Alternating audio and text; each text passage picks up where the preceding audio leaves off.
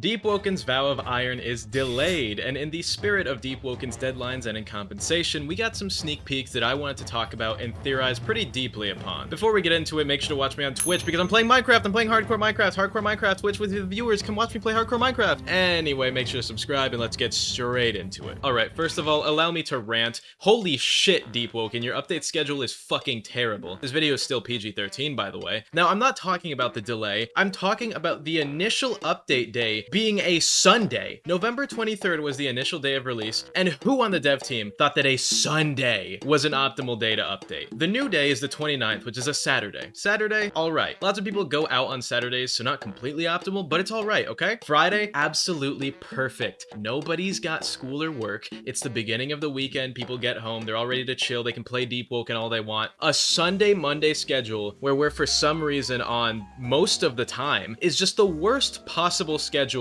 Who the fuck wants to play on a Monday and has the time to stay up late trying out big updates, especially on Mondays or Tuesdays, especially when most of your updates drop late night on Sundays with the excuse being it's still Sunday on our time zone. So, you know, I'm not staying up till Monday midnight on a late Sunday or something like that for any deep update, and I actually plan on playing the Vow of Iron, so if it dropped on a Sunday, I would have been pissed. Go back to your Friday update schedule, Deepwoken. The current one is bad regardless of who you are, and changing it to Mondays instead of being on Fridays, which is something you guys literally only did because you were delaying the updates by 3 days because you couldn't meet Friday's deadlines. But now you can meet them on Monday's deadlines, which I understand, maybe it's your deadlines. But how does that make sense? Because you guys didn't give yourselves any more time to do the updates. You just changed the day on which you're dropping them, which just kind of sounds like you guys are spending 5 days doing nothing and then you get all your work done on a Saturday. But please, why are we updating on Mondays? Anyway, rant over. Let's cover the actual sneaks that they gave us. I was just really annoyed because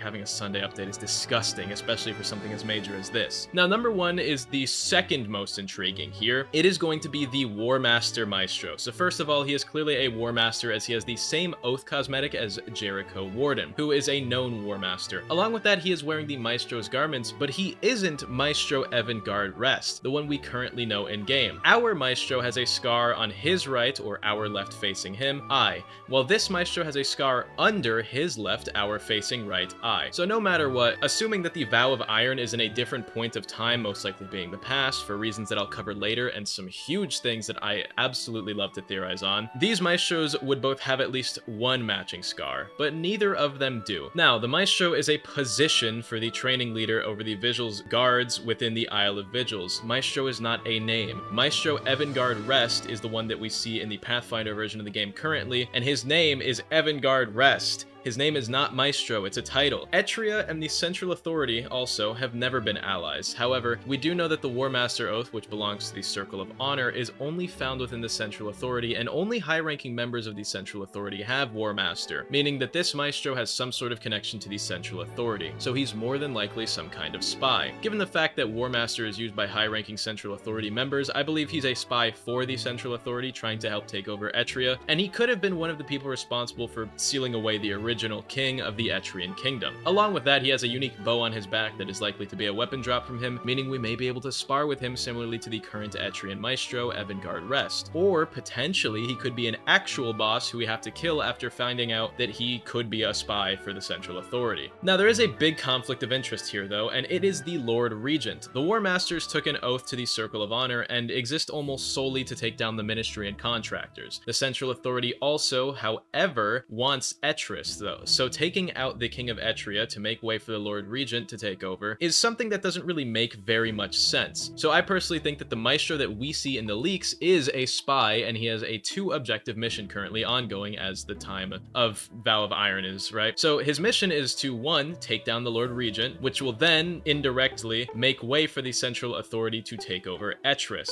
And with the Lord Regent likely being a boss fight, it's possible that within the Vow of Iron's class system and with the characters you're playing as, either 1, one, a Central Authority agent is sent to fight the Lord Regent, so we could maybe have some sort of Central Authority-based characters, or two, a Pathfinder, who is like a mercenary, who was manipulated by the Central Authorities in-place Maestro to defeat the Lord Regent, which will then allow them to raid Etris and win the battle, claiming the territory. Now, this is mostly assuming that the Vow of Iron takes us back in time, which is more than likely, based on older information we've seen and stuff that I'll be talking about later. But this is just the most convenient way to write all of this into the game, unless the devs use Vow of Iron as a way to take over all the lore stuff, in which case it could potentially be in the future, and this is just going to be what they stick to as far as updates go from now on. But I do not think that this is going to be in the future for a few reasons. First of all, it wouldn't make sense for them to be able to kill Maestro Evangard Rest and replace him with a new Maestro, and not be able to kill the Lord Regent, because we know that Maestro Evangard Rest is strong enough to kill the Lord Regent on his own, but the only reason why he doesn't is because then the Central Authority would be able to raid Etris and take it over, meaning that this Maestro can't be stronger than our Maestro if he is part of the Central Authority. And then there's the small chance that it's in an alternate universe, but I highly doubt they'd do this. No offense to Hermes Metal, but I saw a message from him saying, oh, the new Maestro confirms or all but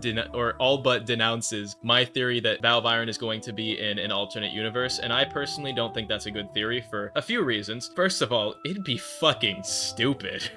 Like, really? You're telling me they're gonna scrap the whole game to put lore in an alternate universe that isn't technically canon to the main Pathfinder version of the game? That's just dumb. Second of all, why does it have to be an alternate universe just because there's someone else wearing Maestro's clothing? Maestro's a title, not a name. But it's whatever, right? I just highly doubt they would ever do that. I think that'd be so stupid. Now, this is the second sneak, which is pretty minor, seemingly, but it is a bar. This is just some sort of tavern or bar, which is in-game, and it really doesn't show us much, but it's just a nice little aesthetic picture they chose to show us.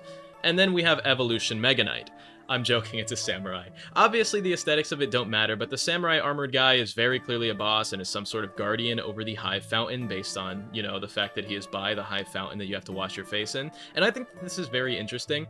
It's clearly a mini-boss and not some sort of main boss because this suited armor guy isn't an important figure. However, it is interesting to see that the Fountain for Hive is being guarded because it makes me think that this is in a time when the Great Harv Aratel was more spread out and less closed off to societies outside of their own. So they allowed more people in because they wouldn't be fully sealed off like they are now. Because, I mean, the Hive wasn't always like a fully sealed off hermit of a society sort of thing, so they would have allowed more people in and they probably would have had guards outside like this guy, meaning that they'd need a guard to keep the unwanted out, while letting everyone else in. Alternatively, this could be farther in the future as they've become more secluded off and closed off, and now guard the fountain as it's the only way into their cities. Who knows, we'll see. It looks like an overworld enforcer though. Then there's this Heart of Enmity leak. I'm not gonna lie, I don't care in the slightest about this. I'm sure that there's some stuff that you could break down from this, like the fact that that guy's wearing a new coat that isn't in the game right now, but I really don't care in the slightest, honestly. And then we've got this weird white palace looking place, and this is the Elixir Golem's domain. I'm sorry, I'm really stupid today. Anyway, this place is honestly probably just the Vow of Iron equivalent for the Fragments of Self. The reason why I say this is due to a mix of the symbolism that Fragments of Self has, which wouldn't match with Vow of Iron's themes, as well as the symbolism and color that is likely being used in this White Palace looking place. So the entire point of the Fragments of Self is to recognize your final moments within your mind and make peace with yourself and your soul as you're dying. Deepwokens Pathfinders have endless souls which will continue to reincarnate, and that's why you yourself appear in the reflections of self to talk yourself into reincarnation. It's the rationalization of the few living parts of your mind in your last moments of barely life, right? Now, one of the important bits of flavor text we've seen that shows a clear differential between the Pathfinder version of the game and the Vow of Iron is the fact that the Vow of Iron talks in definite terms as if most of the events that happen to the various slots, characters, and classes have already happened. The strongest term which supports this is wield the memories of the fallen. This does two things for my theory. It first of all confirms that the things happening in the Vow of Iron are memories, and therefore most likely in the past and not an alternate universe. Wield the memories of the fallen. But it also says that you are wielding the memories of the fallen. These are clearly not your memories. The reflections of self would make no sense as an endpoint after wiping because you aren't reflecting on your own life. It makes more sense to be talking to someone else. The place also just very clearly isn't physically real. It's endless, ethereal in nature, and oh yeah, everything is white. Now, white is symbolic of a lot of things, but generally in comparison to black, they both signal death, but also white will signal the endlessness of things, whereas black may signal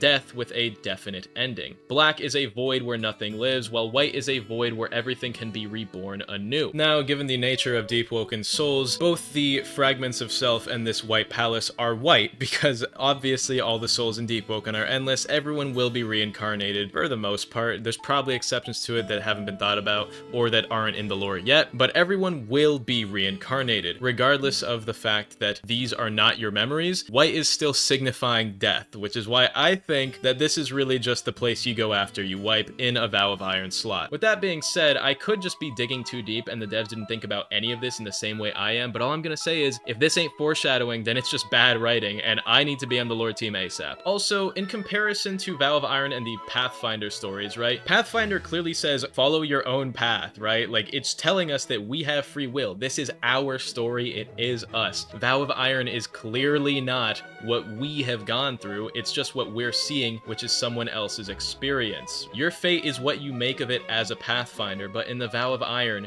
you are just who you are choosing to live through, which is an important detail, which is why I think it's going to be in the past. The point being, it's probably in the past, and this is more than likely just the reflections of self-equivalent for Vow of Iron. Now, also, Erebus and the Isle of Crows are maybe coming back to the game, but that's a leak, so I don't care to cover it in detail. I do have theories on it, and my theories involving these are that Erebus and the Isle of Crows were real places that existed at one point. So if you don't know, Erebus is the mansion that the Duke Arisia had before he kind of went insane and all that was scrapped from the game because it really just wasn't a necessary island for him to have. Now, if this is supposed to be back in time, this could have been Erebus, which would have been Duke Arisia's original home. Well, not original home because he lived in Arisia, but it would have been the mansion that he had before. And then the Isle of Crows really isn't that important. Even in the testing, it was literally only used for the shipment mission, so it will be cool to see it again, but I doubt it'll be important. But this does confirm that we will be getting new places added in with the Vow of Iron, so that's nice, which means, oh, new places? It means we can't be in the modern day. It means we're either going to be in the past before certain islands sunk, which would make sense because the longer the time goes on, the more the Void Sea's influence spreads and drowns more islands. So in the future, there'll be less islands, in the past, there'd be more islands. You know, but that's all I really have to say about that. I could give more theories on like Erebus and the Isle of Crows, but honestly, the Isle of Crows doesn't even matter. Anyway, I hope you all enjoyed. Make sure to subscribe, and shoutouts to my YouTube members of tier 2 and higher: Green, Brick, Goobka, Highcard, Philip, Flying Noodle 559, Simply Mo, Elstern, Fun Guns, Carlia, Beat Corey, Axelor, and Drizzy Drake Fan. If you guys have any song recommendations, preferably from games or like, I don't know, shows or something, I don't know, just give me a song recommendation down below. I prefer female vocals. Anyway, I love you all. Have an amazing day, and goodbye.